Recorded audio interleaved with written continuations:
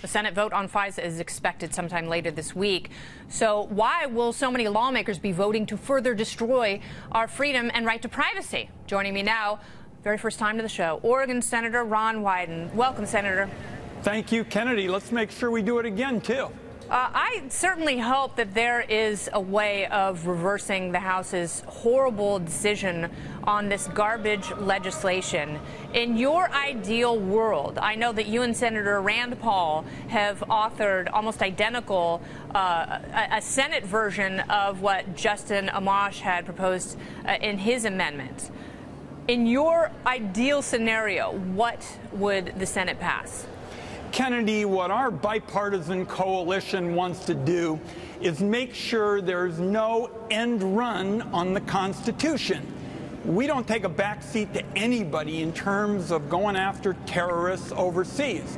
But what has happened now that communication systems around the globe have become interconnected, more and more law-abiding Americans are getting swept up in those searches. So, for example, you could have a business person here in the United States talking to a foreigner, and they might have their emails swept up in that collection. What we want to do is say that unless there's an emergency, that business person's data can only be searched if you get a warrant. Yeah, and now with this legislation that will unfortunately probably also pass the Senate, that about collection returns. And that was the one where the FISA court swatted down the NSA for targeting people who weren't sending or receiving emails, but whether there was something about someone who was a target. And that is incredibly problematic, because if you write something about someone, if you mention someone's name who might be a person of interest to the NSA or CIA or FBI, now all of a sudden your emails get swept up in that. And, you know, it's very difficult for me to believe people like Devin Nunes, who says that there were important reforms put in place, when this actually seems worse than the initial law that it's reauthorizing. Our bipartisan coalition wants to make sure that the prohibition on abouts collection stays in place. You've stated it pretty well. Abouts collection means that there's barely a mention of somebody, and I had been making the case against abouts collection for years and years. Finally, even the government saw that they had gone too far, moved administratively to get rid of it, and now there's talk about bringing it back. So what our bipartisan group wants to do is bar that. In a lot of ways, we have actually gone backward here in the last couple of years. For example, when I asked Dan Coats, the head of national intelligence, about purely domestic collection, purely domestic collection in this law, we couldn't get a straight answer about that either. That's got to be really frustrating, because I will never forget, it fills me with rage when I think about James Clapper sitting in front of you in that Senate committee grilling, and you asked him, is the NSA spying on Americans? And he lied. It was a bald-faced lie. This is why so many people are skeptical of the way this information is obtained and who's using it and how many people are caught up in this net. And I don't understand how you hold people like Dan Coats and like James Clapper accountable when there is so much opacity. We don't have any real numbers and real answers, and they sound like used car salesmen when they say, trust me. Kennedy, it is a dangerous world. I've been on the Intelligence Committee a while. There is no dispute about that.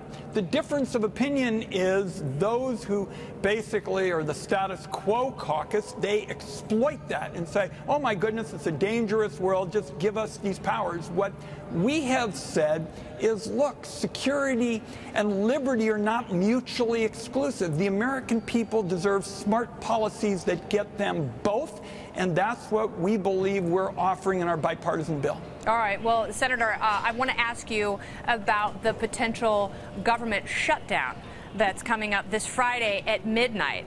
Now, earlier today, President Trump tweeted, quote, the Democrats want to shut down the government over amnesty for all and border security. The biggest loser will be our rapidly, I guess, deteriorating military, rebuilding military. Okay.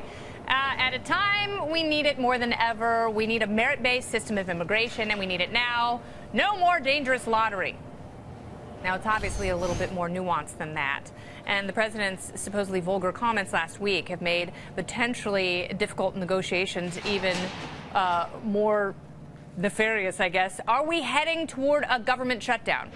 I hope not. And of course, the Republicans are in charge of all the branches of government, so they are in the driver's seat.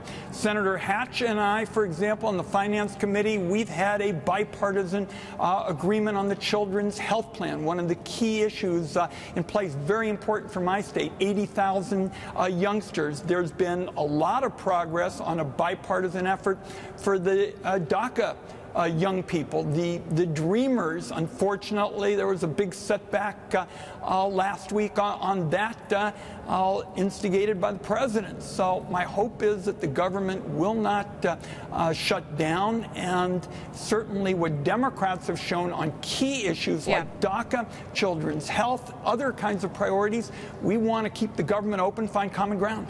All right, so if Lindsey Graham, when the president came to you and said, listen, let's end chain migration, let's end the lottery system, and let's do something to at least beef up part of the wall. It doesn't have to be a 2,000-mile long wall. Let's do that and take care of the Dreamers. Would you go for that deal?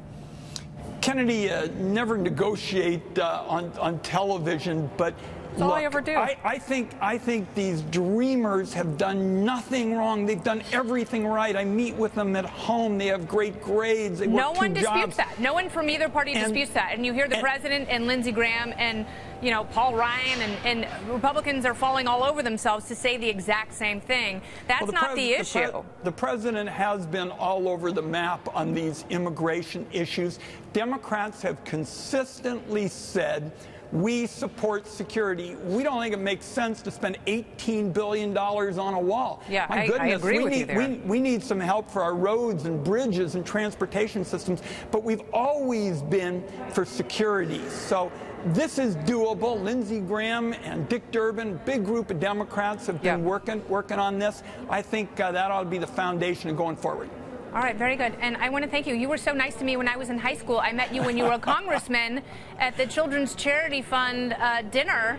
I was volunteering as a mime, but I broke my silence to talk to you, and you were very kind then. I've seen you several times throughout the years, and I want to thank you for coming on the show. We won't make this a bouquet tossing contest, but I look forward to being back on the show.